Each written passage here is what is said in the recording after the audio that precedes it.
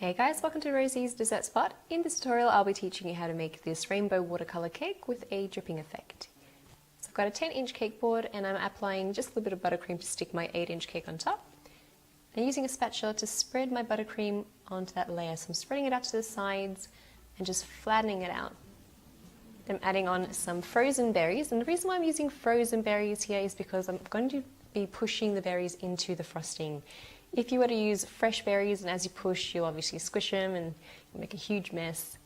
So I just used the frozen variety. I've got blueberries here and a couple of raspberries too.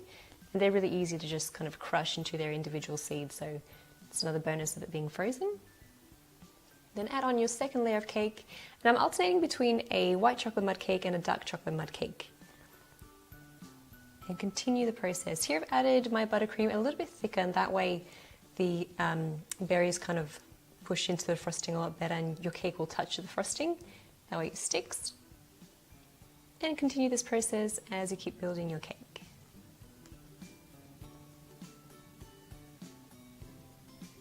Press them in. Apply your last layer of cake, and I've turned that on there upside down so the bottom is facing upwards. And then clear off all that excess buttercream sticking out the sides. I'm going to apply my crumb coat as well. That'll make sure that no crumbs make it into our final layer of frosting. That way it's all nice and clean. Apply some to the top as well. And then give your cake a bit of a clean up around the edges and bring that extra lip of frosting to the center of the cake. I'm going to pop that into the freezer for 10 minutes just to set up. In the meantime, I'll make my white chocolate ganache. So I've got some white chocolate buttons and chocolate chips here. Adding in my cream. Now normally you'd add 1/3 of the weight in cream to your chocolate. So if you had 300 grams of chocolate, you'll add 100 grams of cream. Here I'm adding extra cream because I'll be adding in the gel food color. So I've microwaved that for 30 seconds until it was all melted through. Adding in a drop of some Regal Purple Americolor gel food color. And just stirring that through. The reason also why you're adding a bit more cream is so that the drip effect is much more fluid as well.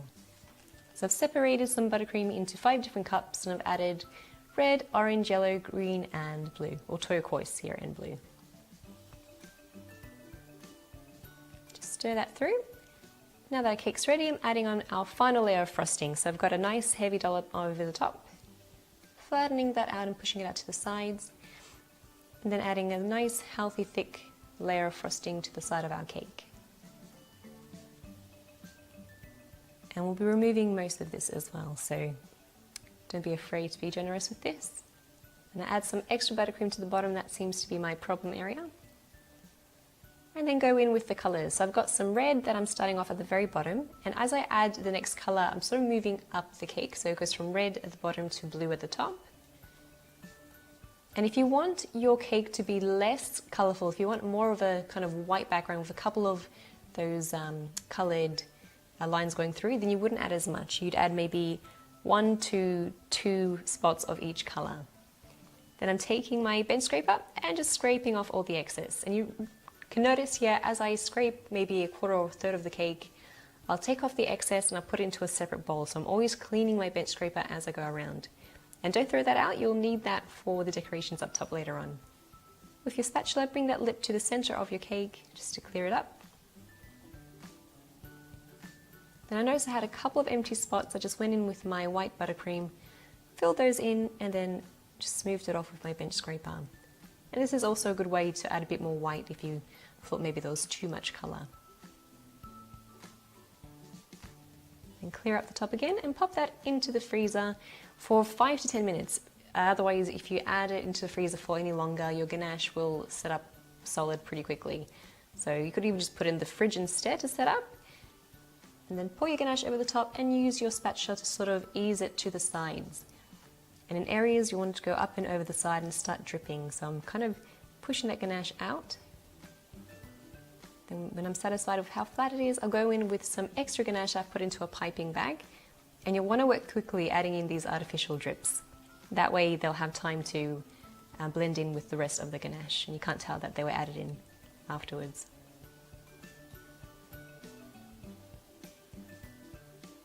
And there you go. There's your drip. So now it's time to decorate. I've got some meringue here that I've crushed up, and I've got a tutorial on how to make meringue, so I'll leave that link in the description box below.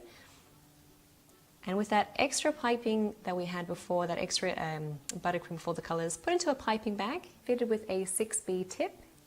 I'm just making small to large sort of dollops in a half moon crescent sort of formation.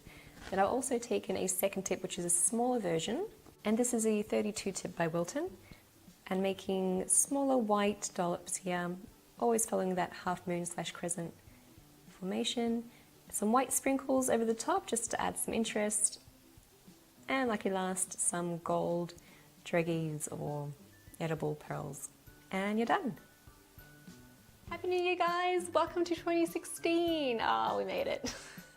Hope you guys had a great time with your family, friends, celebrating the arrival of 2016. This will be the very first cake for the year, and this is a rainbow watercolor cake with a purple dripping effect. I think it looks really effective.